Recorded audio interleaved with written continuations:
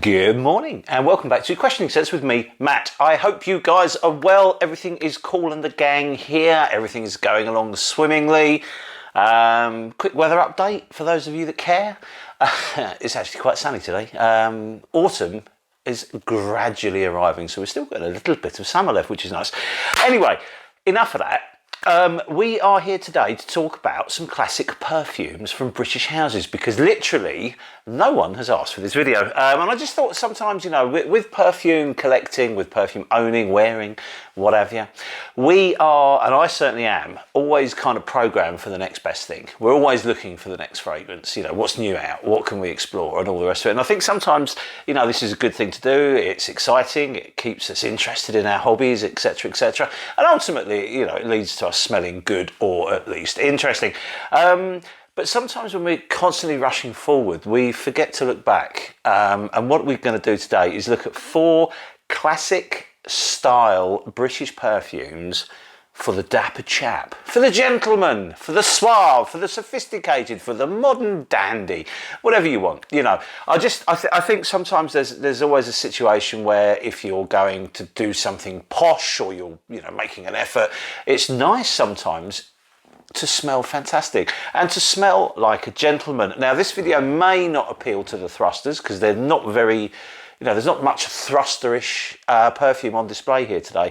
But for those of us that are a similar age to me, it's nice to wear a couple of classics, I think. And I'm not talking about hunting down vintage bottles of things either. These are all current formulation fragrances that are available on the market today, and actually for a very good price too. So you've got some real reasonable fragrances here, which I think if you haven't explored, you certainly should, because there's some really, really interesting and rather lovely perfumery on display.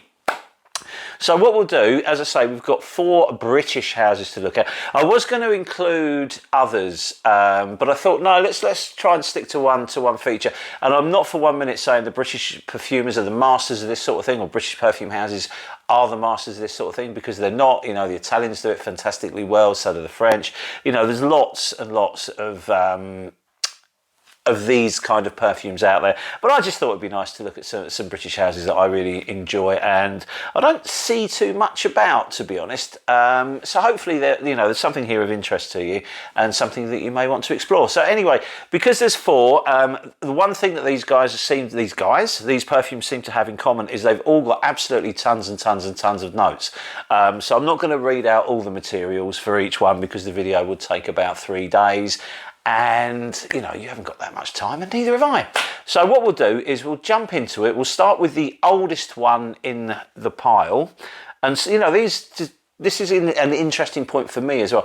Despite the fact these are old classic style perfumes, none of them are actually that old. The oldest one that we'll start with is from the house of Floris, and this is called Elite. Now, Elite comes in 2 formulations. They have an eau de toilette, which is this one, and these little 50ml bottles are fabulous, by the way. So it comes in an eau de toilette, and it also comes in an aftershave. Now, this is going to be the eau de toilette, which is the only one I have, and it has slightly better performance, I believe, than the aftershave or splash. I've never tried it. Once I got this, I didn't need to explore anymore because this is absolutely lovely. So as I say, we'll look at the notes. We will look at the notes on this one because it's not too bad, and you might get a vibe for how the perfume smells, because I think it's really, really lovely stuff. But it's one that doesn't get that much talk, and I don't understand why, because you can get it really cheaply. You can get this 50ml for under £40 if you shop around, and I'd imagine in the States you can do the same. So, you know, if it's at discounters here, it's going to be in discounters in America too. So hopefully, you know, you can get this relatively cheaply, like, you know, sort of £40, $50, that sort of thing. So let's go through the notes and then we'll talk a little about the perfume. Okay, so Floris EDT, we have a lot going on here. I'm going to spray a little bit on my arm. So I'm going to end up smelling like a lot of different perfumes today, which is going to be quite good fun. I am actually wearing one of these, and if you follow me on Instagram, you'll know which one, but I will reveal that at the end. Okay, so on the top you have bergamot, you have juniper, you have cedar, you have grapefruit, you have grapefruit, you have petitgrain, then you have fir, lavender, bay leaf, you have oak moss, leather, vetiver, amber, patchouli, and musk. Now, don't expect to pick all these notes out, because all of these fragrances, and this one especially, are so well blended, you're not going to. What you're going to find is a perfume that takes you on a bit of a journey. So, you know, it's quite a traditional journey, to be honest. You've got a very fresh, bright, clean, almost soapy opening, and the bergamot and the juniper really fuse well together. So you've got this herbal undertow, but the freshness is more coming from the bergamot. You'd think it's the grapefruit that really zings, and it does, but what the grapefruit does to me is it kind of just uplifts everything. It makes everything quite fresh. There's a little tartness to it. It's not sweet, and it's lovely. Then, you know, this burst, this bright opening kind of levels off relatively quickly. I suppose you've got kind of like half an hour of just like, you know, walking around fresh and soapy and all the rest. Then things start to get heavier. The bay leaf comes in, the lavender plays out as a little base for everything to work on the top of. It's almost like the perfume's having a little rest as it's going through its journey. And inevitably you're going to start picking up on the moss, which obviously is now going to be synthetic moss. And then this leathery, vetiver-like dry down. It's lovely. I think it's really rather nice. There's lots of hints of other perfumes here. Because this is like a green, freshy, gentleman's fragrance, people are going to say it smells a bit like Polo Green, which I don't think it does. It's nowhere near as heavy as Polo Green. I think some people will think it's going to smell a little like Drac Noir. Get that? I do think there is a bit of a Drac Noir vibe to it, but if you're looking for a niche or a better alternative to Drac Noir, this probably isn't it, because they're not that, they are similar, they're in the same world, don't get me wrong, but there's other perfume out there that smells more like a better version of Drac Noir, and that's this one from Houbigant, and this is Duc de Vins à l'Extrême. This is a much better take on that kind of thing than Drac Noir itself. So if you want a really good performing, beautiful, more niche smelling Drac Noir, have a look at that. That's really good. I should be doing a review of this sometime. I don't think I have yet, but this is well worth going to, you know, to seek out. Again, you know, as I said earlier in the video, the French do this kind of thing very well, and this is a perfect example of it. Anyway, I digress.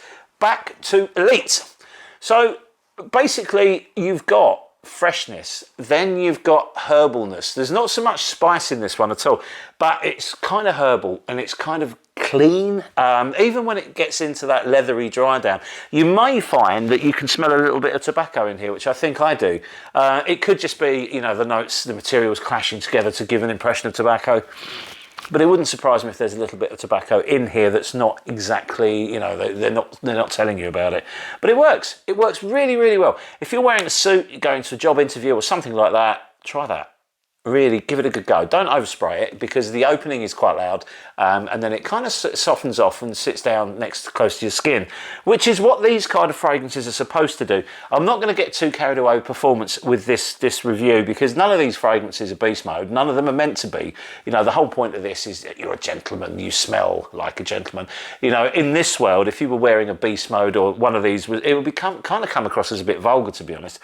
So these are perfumes for you to enjoy, for you to smell good, for you to, you know, for people around you to think you smell good without fogging out the room. You know, that's not this sort of world of fragrance, okay?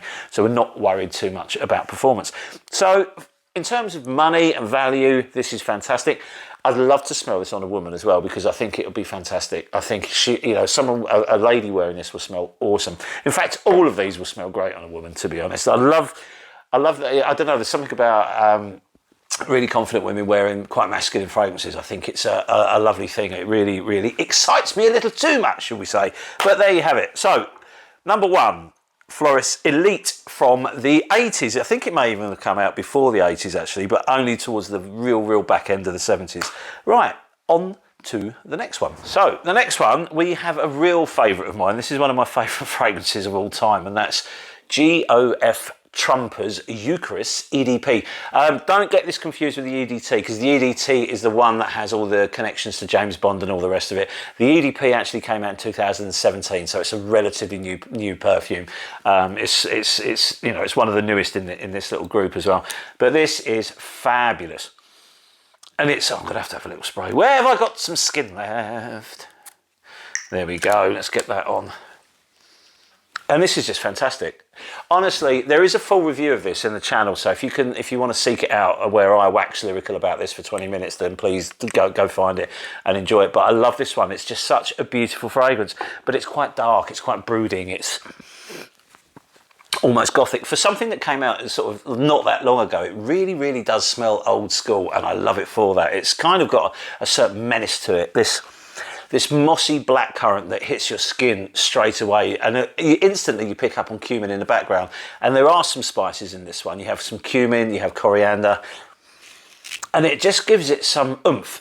Actually saying that, in terms of performance, this one's really, really rather good. It's not overly loud, as I was saying earlier. It wouldn't fit in with this kind of this vibe if it was, but it's very long lasting, and it does have a real sort of presence, which I think sometimes can come across as sinister.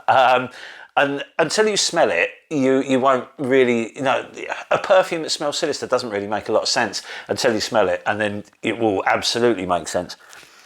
But Trumpers do sandalwood so well, and there's a lot of sandalwood in the base of this. I was thinking of including Trumpers sandalwood cologne in this one, but it doesn't really fit with the others, so these are kind of like for like, if you like. This is gorgeous though.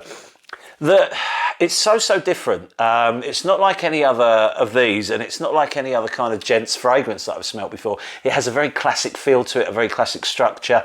This dark brooding fruits and spices that slowly meander down through some light florals with some jasmine, some lily of the valley, into this sort of sandalwood and musky base. But the top note, that dark blackcurrant, doesn't go anywhere. It kind of drifts in and drifts out, but it's ever present to my nose anyway, and it's so good. It's so lovely. And bizarrely, this one seems to pick up a lot of compliments when I wear it, but I don't wear it that often because it's difficult for me to find an occasion to wear it. If I go out for dinner with my wife, then I'll wear it.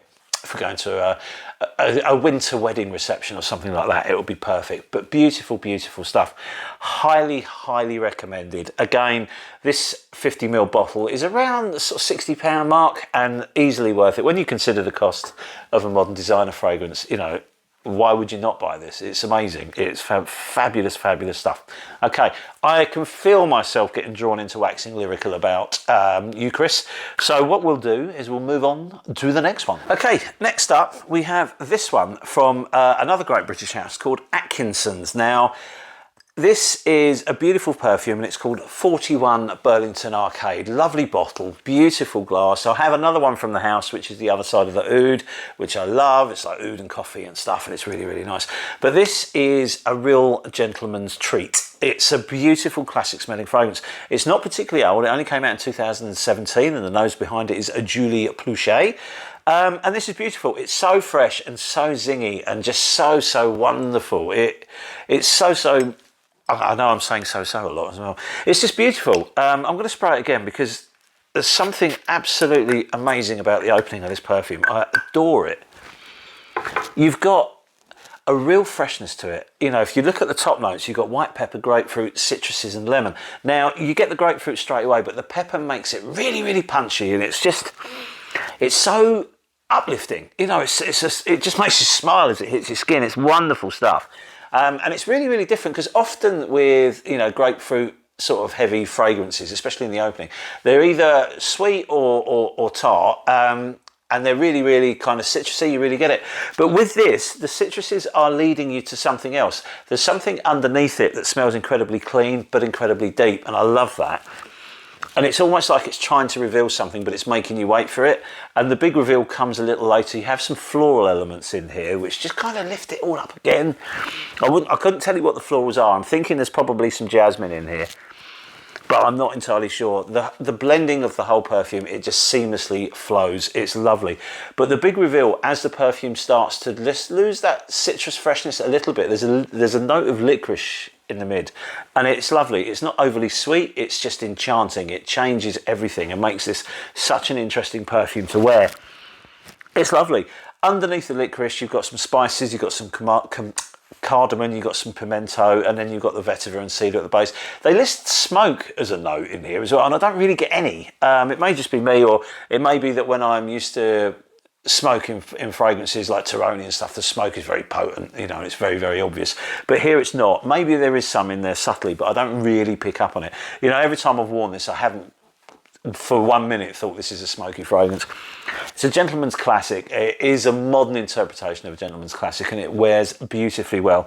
I will say that for the first hour or so, it's very, very present. It doesn't fill a room or anything like that, but you really, really notice it. And then after that first hour, it kind of drops off quite rapidly, and it becomes a skin scent. When it's a skin scent, it will sit on your skin for maybe 6 to 7 hours. It's not a particularly strong performer, and that's not something I'm normally drawn to. If I'm going to spend a lot of money on a fragrance, I want it to really last. And this one, it does last, but it doesn't really last, if you know what I mean. If I wear it to work, I can still just about smell it on me when I'm coming home. So I personally would like a little bit more, but I forgive the fragrance for its lack of performance because it smells so bloody good. I just love it to death. It's a beautiful frag. Sadly, Atkinsons are going through a bit of a hard time at the moment. Their flagship store at the Burlington arcade is no longer there, and I think that went before the pandemic hit.